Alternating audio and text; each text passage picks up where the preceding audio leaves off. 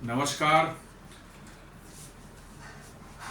प्लैनेटेक्स पर आपका स्वागत है और आप सबों को जन्माष्टमी की हार्दिक शुभकामनाएं।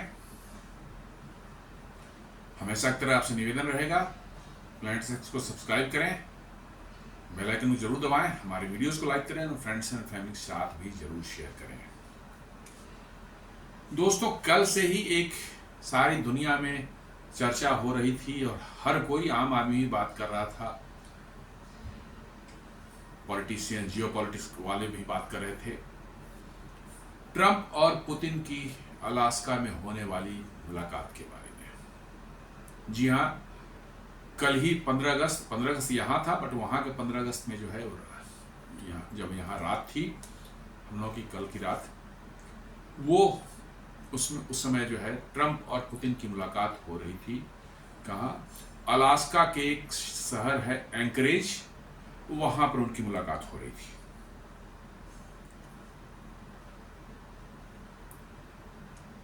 वहां पर जो है एक ज्वाइंट बेस है, मिलिट्री बेस है उनका, एंकरेज में जो है एल्मेंडॉर्फ रिचर्डसन ज्वाइंट बेस है अमेरिकन मिलिट्री का। वहीं पर ये मुलाकात ट्रंप और पुतिन की हुई। करीब 3 घंटे, जैसा बताया जा रहा है कि 3 घंटे की मुलाकात हुई और उसके बाद दोनों ने ब्रीफली, बहुत थोड़े समय के लिए, मतलब बहुत छोटा सा उन्होंने मीडिया कर्मी से, जो वहां मीडिया वाले अवेलेबल थे, उनको भी एड्रेस किया, but they didn't take any question. कोई क्वेश्चन मीडिया से उन्होंने नहीं लिया, सिर्फ अपनी अपनी बात शॉर्ट में कुछ बताया और वो खत्म हो गया। जहां तक यूक्रेन और रसिया वार की बात है, उस पर कोई खास प्रोग्रेस नहीं हुई है। टॉक्स जो है वो इनकन्क्लूसिव रहे और सबसे मजेदार बात है कि पुतिन ने जो है अगले दौर की वार्ता के लिए जो है ट्रंप को मॉस्को इनवाइट कर दिया। अब देखना होगा कि ट्रंप मॉस्को जाते हैं या नहीं जाते हैं, लेकिन इसमें जो सारी दुनिया की मीडिया और जियोपॉलिटिकल एक्सपर्ट्स और जो है वो यही कह रहे हैं कि बातें तो हो गई,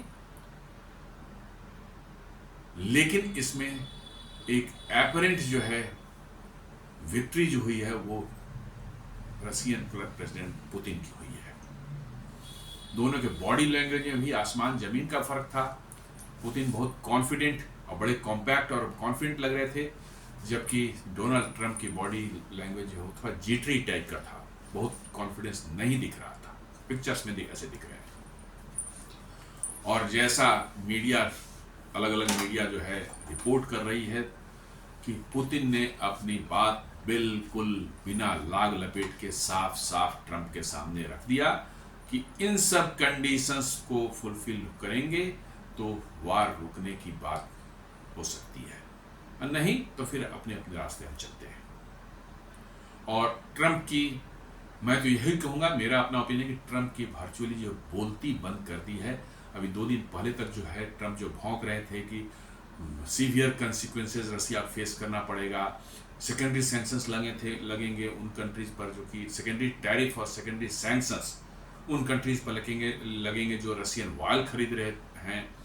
इन सब बातों को 2 दिन पहले तक जो है एकदम बिल्कुल मीडिया में बोल बोल कर उन्होंने जो शोर मचा रखा था, वो सारी के सारी जब वो प्रेस को संबोधित कर रहे थे, तो उनका बॉडी लैंग्वेज बता रहा था कि उनकी सारी की सारी हेंकड़ी निकल के जमीन पर आ गई है। द मीटिंग टुक प्लेस, जैसा मैंने बताया कि एल्मेंडॉर्फ रिचर्डसन एक जॉइंट मिलिट्री बेस है। एंकरेज जो है अलास्का का एक शहर है, वहां पर काफी बड़ा उनका बेस है। 30,000 सर्विस मेंबर्स वहां रहते हैं, उनके मिलिट्री सर्विस के जो है। ये बेस जो है रफली 700 माइल्स फ्रॉम रसिया बॉर्डर से, जो आप देखेंगे 700 माइल्स के आसपास में पड़ती है। और एक जो पुतिन ने बहुत बड़ा एडवांटेज गेन किया है इसमें, कि जो उनको इंटरनेशनल आइसोलेशन, सारी मीडिया बोल बोल के कि पुतिन जो है इंटरनेशनली आइसोलेट हो गए हैं, रसिया इंटरनेशनली आइसोलेट हो गया। क्या खाक आइसोलेट? अमेरिका की धरती पर कदम रखा, बातचीत की, अपनी बात कह दी और कहा कि मानना है तो मानो, नहीं दफा करो, और वापस जो है चले गए। आपको पता होगा कि अभी 2 साल पहले जो है वार क्राइम क्रिमिनल पुतिन को डिक्लेयर करके जो है इंटरनेशनल क्रिमिनल कोर्ट, जो खुद फ्रॉड है, सारे क्रिमिनल्स वहीं भरे हैं, सारे जो क्रिमिनल्स और बदमाश हैं उसके जज बने हैं, उसके वकील बने हुए वहां पर, उन्होंने पुतिन को डिक्लेयर कर दिया था एक वार क्रिमिनल और उसको अरेस्ट वारंट भी जारी किया था। और हो रहा था कि अरे पुतिन वहां जाएंगे तो अरेस्ट हो जाएंगे, वहां जाए, अरे क्या खा के अरेस्ट होगा? वो तो अमेरिका की धरती पर कदम रखा बिल्कुल एकदम कॉन्फिडेंटली। आप उनका गेटअप भी देखते, ट्रंप के सामने बिल्कुल कॉन्फिडेंट लग रहे थे, और उन्होंने जो है अमेरिका की धरती पर अपनी बात बिना लाग लपेट के साफ साफ कह दी और वहां से सुरक्षित निकल कर गए भी, वापस गए। तो अमेरिका की हेगड़ी कहाँ गई? अभी 2 दिन पहले तो जो सीवियर कंसिक्वेंसेस की बात हो रही थी वो कहाँ गई? और साथ साथ कह दिया अगली बार बात करनी है तो मॉस्को आ जाओ। Let us see what happens. Putin's trip makes the first visit by an elected Russian leader to Alaska, a territory that United States purchased from Moscow in 1867 for $7.2 million. In fact, आप history में जाएं तो Alaska पहले रसिया का ही part था। 1867 में America ने उसको रसिया से जो है $7.2 मिलियन में परचेज किया था। This was Putin's 8th trip to the United States during his presidency, which spans more than 2 decades over 2 separate terms since 1999. ये पुतिन का जो है पिछले 20 साल में जो है से जो है उनका जो है रसिया में जो है के प्रेसिडेंट रहे हैं, तब से उनका अमेरिका का ये 8वां विजिट था।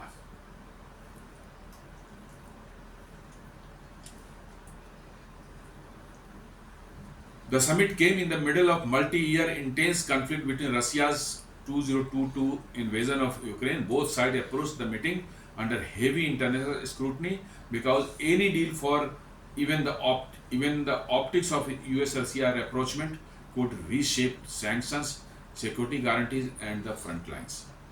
आपको देख ही रहे होंगे कि कैसे यूक्रेन के राष्ट्रपति जो है जेलेंस्की और पूरा यूरोपियन यूनियन किस तरह से बौखला रहा था कि बिना जेलेंस्की को बुलाए, बिना यूरोपियन यूनियन को कंसल्ट किए कैसे ट्रंप जो है पुतिन से जो है यूक्रेन वार के बारे में बात करना चाह रहे हैं, सेटलमेंट करना चाह रहे हैं। और वो भी जो मीडिया निकल करके आ रही थी कि ट्रंप जो है रेडी हो गए इस बात पर कि जितने एरिया रसिया ने जो कैप्चर कर रखे हैं यूक्रेन के, वो रसिया अपने पास रख लेगा। इसको लेकर के बड़ी बौखलाहट थी, पूरे जो लेफ्टिस्ट मीडिया है और लिबरल मीडिया, पूरे दुनिया का गैंग जो है, और यूरोपियन यूनियन और जेलेंस्की सब के सब बौखलाए हुए थे। अमेरिका में भी काफी लोग बौखलाए हुए इसको लेकर के। लेकिन बात कुछ बनी नहीं। क्यों नहीं बनी? क्योंकि ट्रंप को ये डर है कि यदि हमने रसिया के साथ एक डील कर ली और जो एरिया रसिया ने कैप्चर कर रखा है उसको रसिया को परमानेंटली ऑक्युपाई करने का हमने डील कर ली, तो इसको ना यूरोपियन यूनियन मानने वाला है ना यूक्रेन मानने वाला है, और ये लड़ाई चलती रहेगी और ट्रंप की अननेसेसरी जो किरकिरी होने वाली है। इसलिए उन्होंने बस कहा कि नहीं, डील नहीं हुआ है, हम लोग और बातों में बात किया है, माहौल बना रहे हैं, ये सब बातें करके जो है उन्होंने किसी तरह से मीडिया को टाला। जबकि रसिया was making battlefield gains on the eastern front around the time of meeting, Kyiv's position on the ground and its refusal to cede territory was central background fact that shaped how observers read the talk. करें कि ये लड़ाई उस समय हुई है जब रसिया बड़े आराम से अब ईस्टर्न पार्ट में जो घुस रहा है, धीरे धीरे टेरिटरी कैप्चर करता जा रहा और आगे बढ़ रहा है, और कीव जो है उसके पास कोई उपाय नहीं रह गया है यूक्रेन के पास कि कैसे रसिया को रोकें, और साथ साथ जो है कोई डील में कोई टेरिटरी हम जो अपनी लूज न करें। ये चिंता के बीच में ये मीटिंग हुई है। यूक्रेनियन टेरिटरी जो कि अभी रसिया क्लेम करता है, इस पर उसने अभी ये कर रखा है, कब्जा कर रखा है अभी 2022 के में अटैक करने के बाद जो है, वो है लुहांस्क, डोनेस्क, ज़ैपोरिजिया एंड खेरसोन। ये 4 प्रोविंस हैं जो एकदम ईस्टर्न साइड में है, रसिया से लगते हैं। एक 5वां जो है क्रीमिया, वो तो ऑलरेडी जो है 2014-15 में ही रसिया ने कब्जा लिया था। और क्यों ये सब घटनाएं हुई उस पर फिर हम आते हैं, आगे बात करते हैं कि आखिर ये यूक्रेन कॉन्फ्लिक्ट क्यों मैंने पिक्चर में आया, क्यों इतना सीवियर हो चुका, जो 3.5 साल से चल रहा है और सारी दुनिया उसमें उलझी हुई है। Reporters were only allowed in briefly. Most of the substantive discussion happened behind closed doors with a small set of senior aides present. कह रहे कि रिपोर्टर्स को बस थोड़ा सा वहाँ पर अलाउ किया गया था, सामने में बस आकर के उन्होंने एक शॉर्ट ब्रीफिंग उनको दे दी। सारी जो डिस्कशन हुई क्लोज डोर बंद कमरे में हुई है और उनमें जो है पुतिन और ट्रंप दोनों के सहायक जो हैं उनके एडवाइजर्स वो भी साथ में थे। It was a small 3-on-3 style meeting followed by private talks.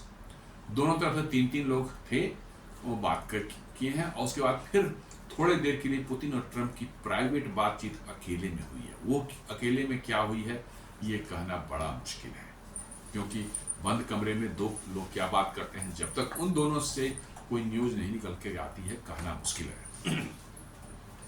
The two leaders had a joint press conference after 3 hours of talk, but didn't take any questions from reporters. 3 घंटे की meeting के बाद जो है दोनों जो है reporters सामने आए, थोड़ी उन्होंने अपने ब्रीफिंग हल्का अपना बताया, लेकिन कोई क्वेश्चंस उन्होंने नहीं लिए किसी भी मतलब की जो है रिपोर्टर से जो है। अब देखा जाए तो ट्रंप और पुतिन की क्या अपनी पब्लिक पोजीशंस हैं। Trump saying he wanted a ceasefire today and he would consult European leaders and Ukrainian President Volodymyr Zelensky before finalizing anything. He reportedly signaled willingness to set up follow-on talks that could include Kyiv. At the same time, he cautioned that nothing was finalized.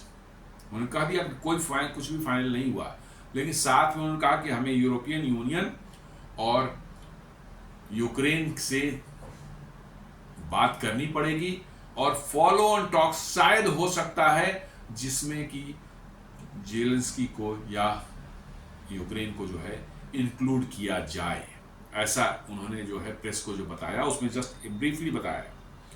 Putin क्या करते हैं, Putin emphasized realistic business-like relations and hinted at what he described as an understanding on some issues, while reiterating long-standing Russian lines, that is security concerns about NATO, opposition to further NATO expansion.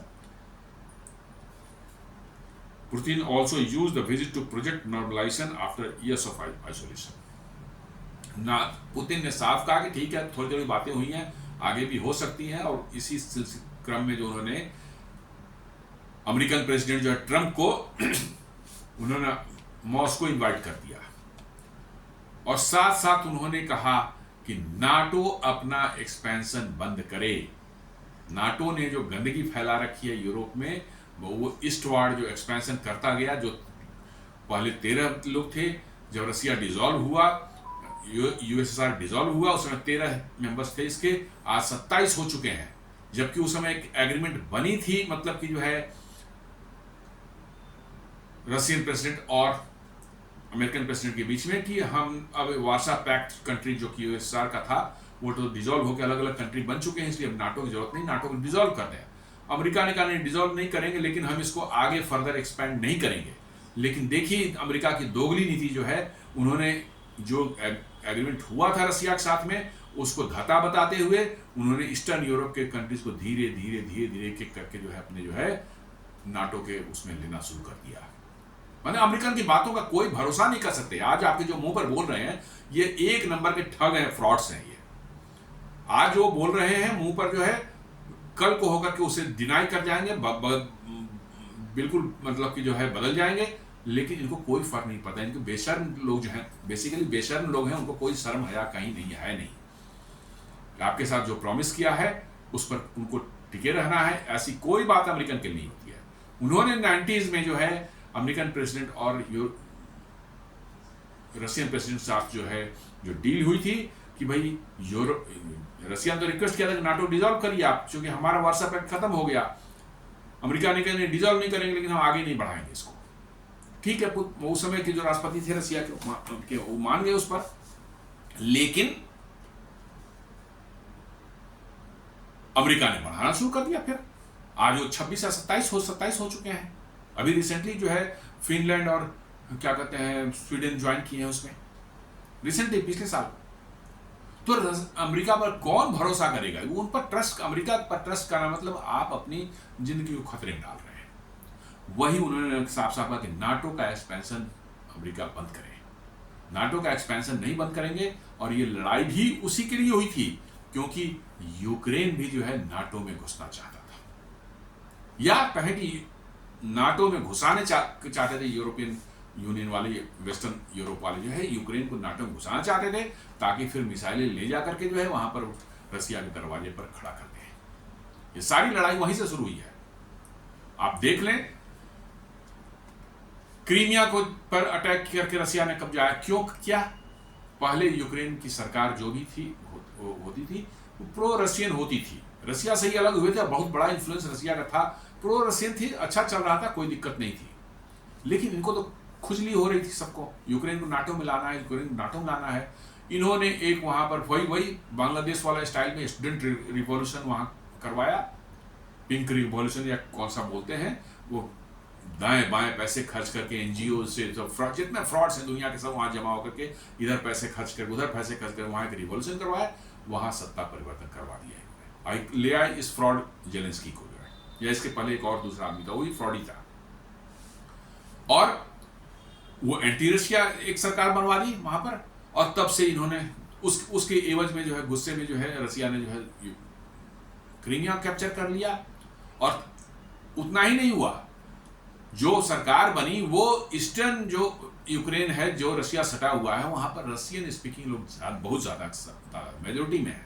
इन्होंने उन पर अत्याचार भी शुरू कर दिए, उनको मारना पीटना, हर तरह से उनको डिप्राइव करना, उनके सिविल राइट्स को डिप्राइव करना, उनके कोई उस एरिया में डेवलपमेंट को रोक देना, हर तरह से उन्होंने जो उनको प्रताड़ित करना शुरू किया, जबकि वो ओरिजिनली रशियन है।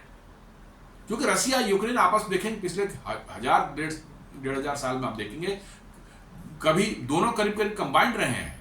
कभी रशिया का में जो यूक्रेन में जो किंग होता था वो पूरा रशिया पर राज करता था, कभी रशिया में जो किंग होता था वो पूरे यूक्रेन पर भी राज करता था। ये दोनों कंबाइंड ही रहे, अलग बहुत कम रहे हैं।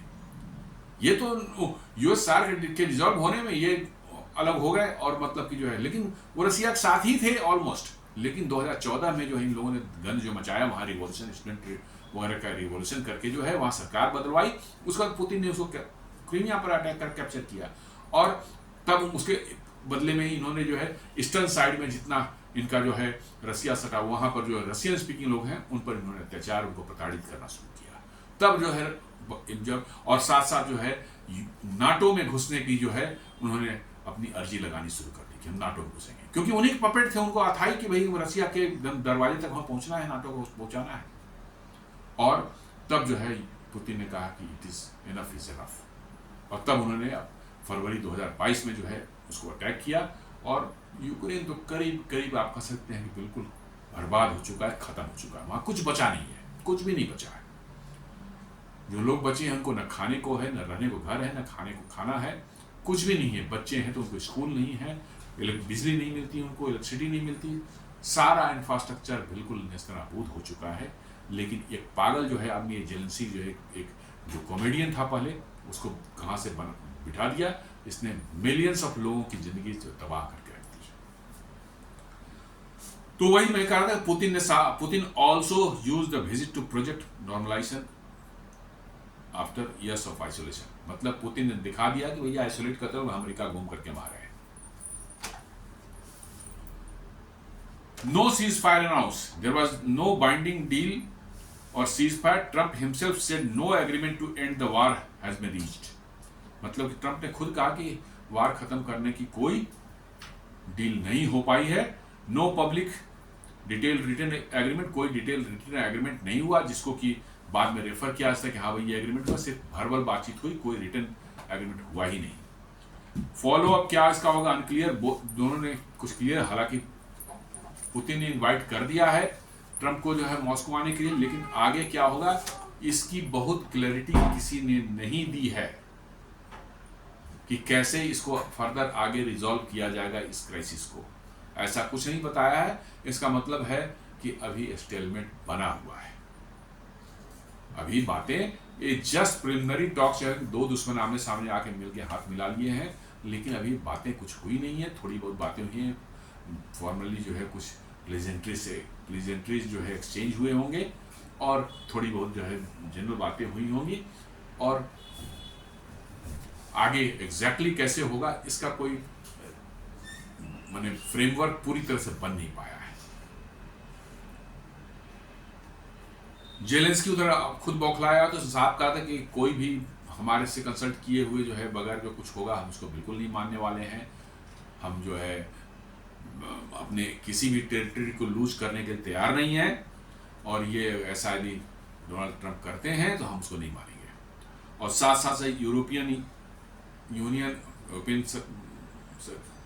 देश जो हैं उनकी सरकारें और नाटो वो भी ट्रंप के पीछे पड़े थे कि हमसे बगैर कंसल्ट किए कैसे आप मीटिंग कर रहे हैं, और कैसे यूक्रेन का फेट आप कैसे डिसाइड कर सकते हैं। मतलब कि there is a deep crack between America and Europe now. वो जो पहले कोहेसिव एक बॉन्डिंग दिखती थी अमेरिका और यूरोप में, वो अब शायद मिसिंग है। यूएस डोमेस्टिक पॉलिटिक्स रिएक्शन इसमें देखेंगे तो रिएक्शन से split along partisan lines. Supporters hailed direct democracy. Critics warned about legitimizing Putin without guarantees and about the risk of the US appearing to negotiate away Ukrainian interest. अब America में भी criticise हो रहा है कि साहब Trump जो है यूक्रेनियन इंटरेस्ट को से कैसे कॉम्प्रोमाइज कर सकते हैं, कैसे ये बिना उसके जो है पुतिन को जो लेजिटिम अमेरिका के धरती पर बुलाकर कैसे उसको लेजिटिमाइज आप कर रहे हैं, उस पर सैंक्शन लगा हुआ है, सारी चीजें हैं। लेकिन भाई ये सब बातें करते रहो, रसिया मानने वाला नहीं है, वो पीटता ही रहेगा, पीटता रहो। अब यूक्रेन में अब दम नहीं रह गया, अब अमेरिका भी अब पैसे देने से हिचक रहा है। अब तो साफ ये हो गया कि यदि यूक्रेन वार लड़ना चाहता है तो उसको जो है यूरोपियन यूनियन ही सपोर्ट कर सकता है, और यूरोपियन यूनियन यदि इस लड़ाई को कंटिन्यू करना चाहता है तो अमेरिका ने कह दिया है कि भाई आप हमसे हथियार खरीदो, मुफ्त में नहीं देंगे, आप हमसे खरीदो, और खरीद कर यूक्रेन देना चाहते हैं दे दो, लड़ेगा अपना, क्या करेगा, कि हम पैसे नहीं देंगे। अमेरिका से पैसा नहीं मिलेगा तो किसके पास पैसा है? यूरोप में किसके पास पैसा है? वो सब एक मंगे हो चुके हैं, उनके कच्चे बनियान को दिन में उतरने वाले हैं, आप देख लेंगे 2-4 सालों में जो है वो कहां से यूक्रेन पे। अभी तो अमेरिका दे रहा था, लेकिन ट्रंप तो है एक नंबर का चंट आदमी, मैं बताऊं आपको, वो पैसा देने वाला नहीं है, सब कुछ दे देगा, पैसे नहीं देगा वो। और यहीं पर तो है यूरोपियन यूनियन की गले की फांस यही है कि पहले अमेरिका पैसा दे रहा था और उसी से लड़ाई लड़ी जा रही थी, अब वो पैसा नहीं देगा तो कितने देर तक जेलेंस्की और यूरोपियन यूनियन ट्रंप का विरोध कर पाएंगे, ये देखने वाली बात होगी। इधर हिलरी क्लिंटन का एक बड़ा ही फनी टाइप का आ गया कि यदि जो है आप यूक्रेन का जो है टेरिटरी जितना रसिया ने कब्जाया और रखा है उसको वापस यूक्रेन को दिला दें, और मतलब कि जो है आप मतलब कि जो है तब सीज फायर हो, तो मैं जो है ट्रंप को नोबेल प्राइज के लिए जो है नॉमिनेट कर दूंगी। कमाल है भाई, हिलरी क्लिंटन कौन है भाई? आज यूक्रेन के इतना प्यार क्यों बढ़ रहा है?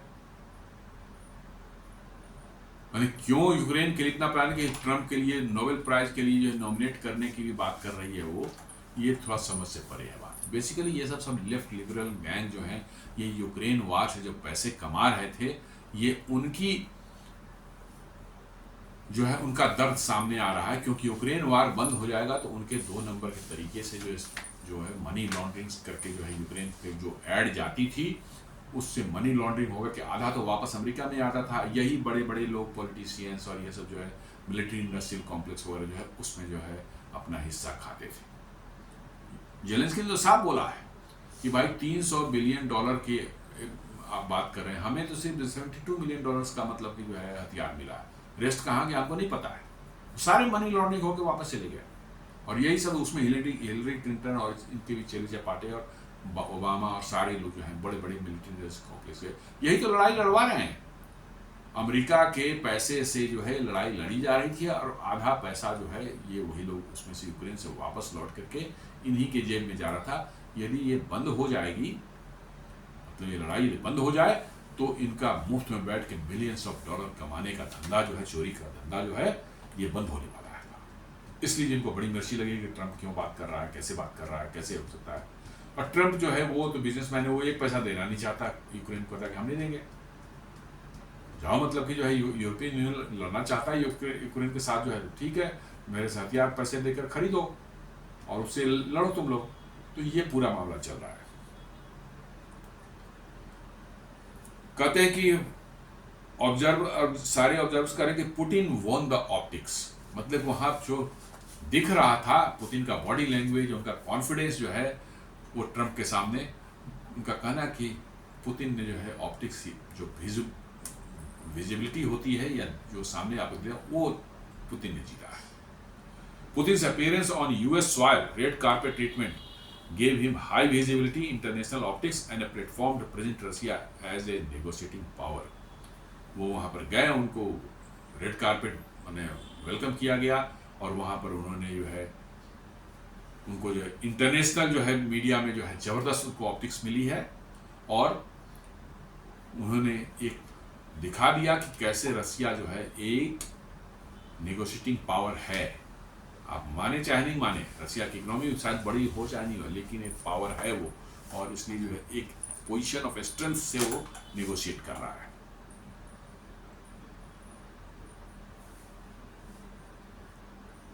कोई डील तो हुई नहीं है। Continued war and diplomacy, the most likely immediate outcome is business as usual, neither side commits to ceasefire, diplomatic talks continue intermediately and Russia presents gain while sanctions remain in place. मतलब कोई हो नहीं है, ये तो ऐसा होता है कि चलते रहेगा, ऐसे ही रसिया धीरे धीरे कैप्चर करता जा रहा है, और यही स्थिति रही तो अब यूक्रेन की स्थिति होगी कि रसिया बहुत जल्दी से घुसकर सारे यूक्रेन पर न कैप्चर कर ले, क्योंकि पैसे यदि अमेरिका से आने बंद हो गए तो यूरोपियन यूनियन में दम नहीं है कि वो यूक्रेन को बचा पाए।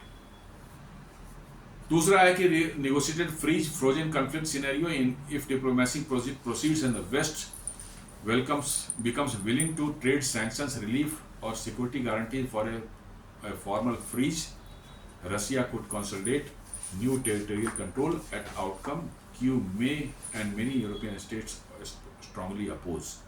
दूसरा एक कह रहा है कि भाई ऐसे ही यदि फ्रीज हो गया, मैंने हो सारी चीज़ें मामला को किया जाए, तो इसके एवज में जो है वेस्टर्न साइड को जो है यूरोप को, अमेरिका को जो है कुछ देना पड़ेगा रसिया को। जो उसके $300 बिलियन आपने फ्रीज करके दबा रखे हैं, सीधे लूट लिया है उसके पैसे, वो उसके वापस करने पड़ेंगे आपको, और उसको जो सैंक्शंस लगाए हैं वो सैंक्शंस घटाने पड़ेंगे, और नहीं तो रसिया धीरे धीरे ऐसे ही आगे बढ़ता रहेगा, पूरे के पूरे जो है यूक्रेन को जो है अपने कब्जे में ले लेगा। आप उस पर सैंक्शंस हटाएं, उसको जो ऑयल ट्रेड करने से आपने में सैंक्शन लगा रखा है वो हटाना पड़ेगा, उसके $300 बिलियन जो आपने चुरा रखे हैं वो तो वापस करना पड़ेगा। ये सब आप करें तो आपकी ट्रस्ट बनेगा, और लगेगा कि हाँ आप विलिंग है रसिया को एकोमोडेट करने के लिए, तो रसिया आगे आएगा, अदरवाइज तो they are not going to listen anything. ठीक है, आपने दबा लिया $300 बिलियन उसके चुरा लिए, डजंट मैटर, वो सर्वाइव कर रहा है, और उसकी इकोनॉमी गई नीचे नहीं गिरी, ऊपर ही उठी है। और तीसरा एक सिनेरियो हो सकता है कि मल्टी पार्टी समिट जो होना है विद कीव एंड यूरोप, माने यूक्रेन और यूरोप भी उसमें हो, ये और साथ में रसिया और अमेरिका भी हो, ऐसा भी शायद एक सिनेरियो हो सकता है आगे। ये भी कि यूक्रेन है, साथ में यूरोप हो, फिर अमेरिका हो, और पुतिन हो, साथ में रसिया। तो ये तो नहीं, यूरोप साथ में रहेगा तो नहीं होगा, यूरोप वाले तो फ्रॉडों के फ्रॉड्स हैं वो लोग, इसलिए वो साथ रहेंगे तो कभी होने नहीं देंगे, क्योंकि वो भी पैसे इसमें कमा रहे हैं अच्छे से। सारे चोर सब जितने हैं अमेरिका और यूरोप को, वही ये लड़ाई लड़वा रहे हैं, बता रहे हैं, क्योंकि इस लड़ाई से उनको इतना फायदा हो रहा है, इतना फायदा हो रहा है कि बिना कुछ किए, सिर्फ दो नंबरिया काम करके जो है वो बिलियंस ऑफ डॉलर उन लोगों ने कमाए। ये हिलरी क्लिंटन इसलिए तो है, चिंतित है कि ये हो गया, सीज फायर हो गया तो फिर मेरे पैसे कहाँ जाएंगे। $100 of millions उसके जो है इस दौरान जो है उसके बैंक अकाउंट्स में जो हैं वो बढ़े हैं, लोग बता रहे हैं ऐसा। और देख लीजिए अभी 2 दिन पहले क्या है भाई, रसिया यूक्रेन का, रसिया और मैंने पुतिन और ट्रंप का ये फेल हो जाएगा तो भारत पर हम सेकेंडरी सैंक्शन और सेकेंडरी टैरिफ लगाते। ये उसका जो है न्याय थी, मतलब कि फ्रॉड, जो पहले जॉर्ज सोरोस की कंपनी में काम करता था, स्कॉट बेसेंट जो उसका ट्रेजरी सेक्रेटरी है, वो बोल रहा है भाई लगा दे भाई, हम तो चाहते तू लगा दे। जिस दिन तू लगाएगा उसके बाद इंडिया का जो है उज्जवल भविष्य शुरू हो जाएगा, क्योंकि भारत अपने आप को कट ऑफ कर लेगा अमेरिका से और डी डॉलराइजेशन की प्रोसेस उसी दिन से शुरू हो जाएगी। अपने आप को भारत, जैसे रसिया ने डॉलर से अपने आप को अलग कर लिया, भारत भी अपने आप को डॉलर से अलग कर लेगा और तब दिखेगी अमेरिका को कि कैसी हेकड़ी निकलती है। भारत ने जिस दिन डॉलर इस्तेमाल करना छोड़ दिया, अपने लोकल करेंसी में ट्रेड करना शुरू कर दिया रुपये के साथ जो है, तो आप देखेंगे कि कैसे अमेरिका के, इसीलिए अमेरिका के बड़े बड़े एनालिस्ट और खासकर जो इंडस्ट्रीज और बिजनेस वाले जो हैं, टाइकून्स जो हैं, वो डरे हुए हैं कि यदि भारत पर सैंक्शन लगा तो इस बार भारत झुकने वाला नहीं है। बिल्कुल 1998 में नहीं झुका था, उनको खुद ही नॉर्मलाइज करना पड़ा था, उनको खुद सैंक्शन हटाने पड़े। भारत ने कभी रिक्वेस्ट नहीं किया कि सैंक्शन आप हटा दें। पोखरण टेस्ट के बाद जो है उन्होंने जो सैंक्शन लगाए थे, उसके बाद भारत की जीडीपी बड़ी तेजी से बढ़ी थी और ये भारतीयों को याद है कि कैसे उस सैंक्शन के बावजूद भी जो इकोनॉमी चलती है। और अमेरिकन को इस बार औकात दिखानी जरूरी है, इसलिए यदि सैंक्शन लगाते हैं तो सीधे इसका इंपैक्ट होगा कि भारत डॉलर मुक्त हो जाएगा। भारत ब्रिक्स और अदर कंट्री अपने ग्लोबल साउथ में जो है ट्रेड करना शुरू करेगा विदाउट डॉलर, किसी और डिनोमिनेशन, दिरहम हो सकता है, रुपी हो सकता है, रूबल हो सकता है, किसी में हो सकता है, शुरू होगा। और बस यहीं से अमेरिका का डी डॉलराइजेशन का जो है जो प्रोसेस चल रहा है ऑलरेडी, उसकी जो है एकदम बिल्कुल तेज गति से उसका जो है डी डॉलराइजेशन जो कहता है वो शुरू हो जाएगा। और डी डॉलराइज अमेरिका हुआ तो अमेरिका तो सड़क पर आ जाएगा। मैं बता रहा हूँ आपको, अमेरिका की सारी स्ट्रेंथ उनके डॉलर में ही है।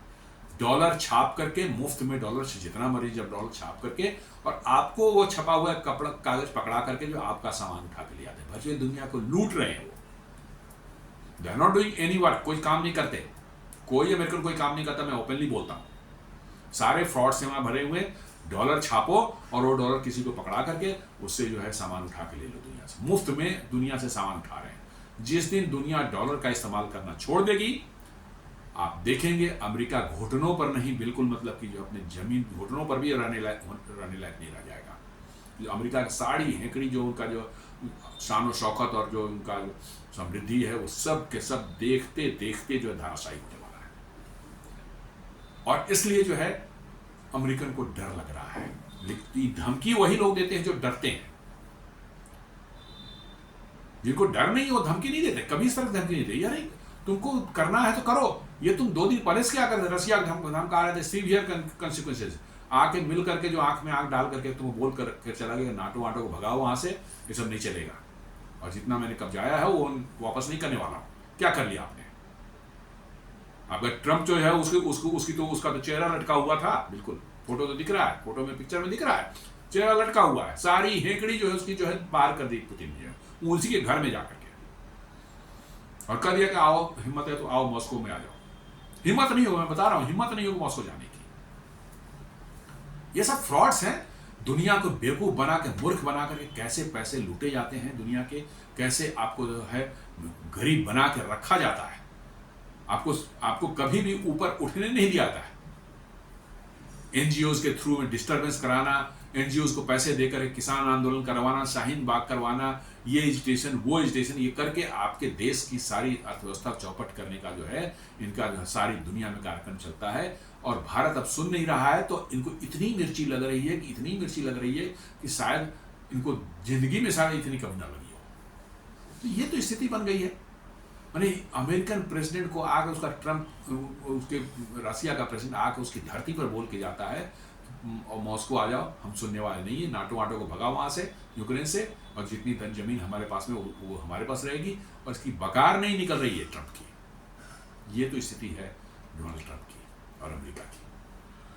तो दोस्तों, ये एक छोटा सा विश्लेषण था आज का, जिसमें जो है कल रात में जो रसिया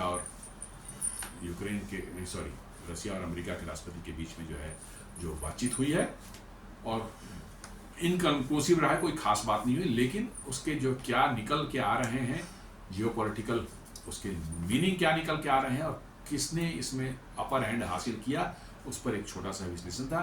उम्मीद करता हूं कि विश्लेषण आपको पसंद आया होगा। हमारे वीडियोस को लाइक करें, फ्रेंड्स एंड फैमिली के साथ शेयर करें, हमारे चैनल को सब्सक्राइब करें और बेल आइकन दबाना बिल्कुल नहीं भूलें। धन्यवाद।